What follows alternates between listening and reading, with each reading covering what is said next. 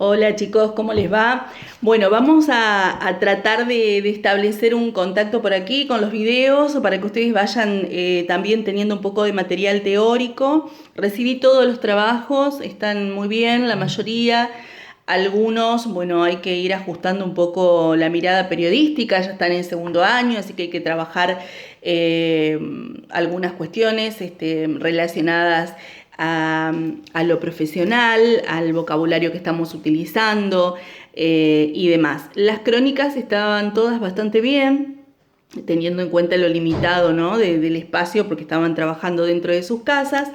Sí, insisto en esto de comenzar a utilizar un lenguaje, una forma más profesional, más descriptiva. Lo que sí noté en las crónicas es que falta mucha descripción, es decir, si bien uno está narrando lo que está sucediendo, también es importante que ustedes vayan contando un poco más acerca de lo que sucede alrededor y también faltó un poco de enfoque, ¿no? Un enfoque periodístico. Yo puedo contar lo que pasa, pero tiene que haber un tema de fondo, algo más tengo que querer decir. Entonces, eso sí faltó un poquito, pero ya lo vamos a ir aceitando a medida que vayamos haciendo las prácticas, sobre todo en crónica, que es un poquito más complicado que el resto. Hoy les voy a hablar de la noticia, vamos a hablar del informativo, que es el segundo eje de nuestros temas planteados para esta unidad, así que vamos a hablar del noticiero, de la noticia, y la verdad es que me gustaría que ustedes puedan comprender un poco de qué se trata la noticia en televisión y cómo la vamos a trabajar también a la noticia. Yo no sé si ustedes hicieron el año pasado informativos o si hicieron algún ensayo de información para la televisión, pero bueno, de no ser así, vamos a ir trabajando ahora algunos ensayitos y también, bueno, un poco contarles de qué se trata. La noticia, ustedes saben, es el hecho, ¿no? Lo que sucede, lo que pasa ya en este momento, lo que flota, como suelo decir a veces en mis clases, que es como el corcho, ¿no? Lo que pasa ahora, lo que está sucediendo, inevitablemente tenemos que conocer. De eso se trata la noticia, el hecho, lo que está sucediendo en este momento. La mayoría de los noticieros se pelean por tener la primicia, por ser los primeros en dar esa noticia, porque la noticia deja de serlo cuando ya se comunicó. Esa es una de las características principales de la noticia. Comunicar la noticia de manera efectiva hace que se convierta en una o no. A veces la forma en la que la comunicamos puede hacer variar el sentido de noticia. Cada uno de los noticieros y de las empresas editoriales tienen una forma de tratar la noticia, por eso ustedes van a ver que, por ejemplo, América TV va a mostrar la noticia de una forma y la misma noticia en Crónica TV tiene otro tratamiento y en C5N tiene otro tratamiento.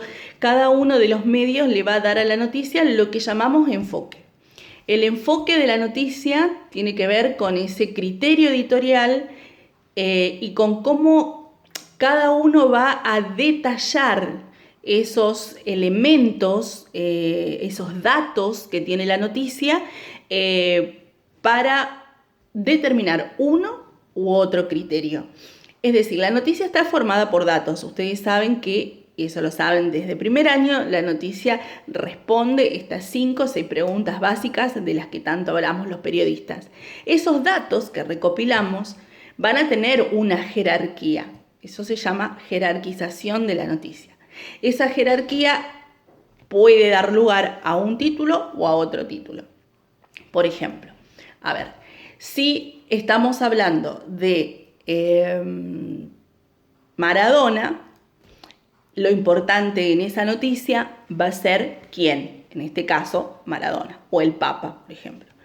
Si estamos hablando de el COVID-19, lo importante va a ser qué, en este caso el COVID-19. Y cada uno de los medios va a jerarquizar la noticia de acuerdo al dato que le parezca más relevante. Y eso también hay que tenerlo en cuenta a la hora de hacer un informativo o de redactar una noticia para televisión. Nosotros vamos a redactar noticias para televisión más adelante.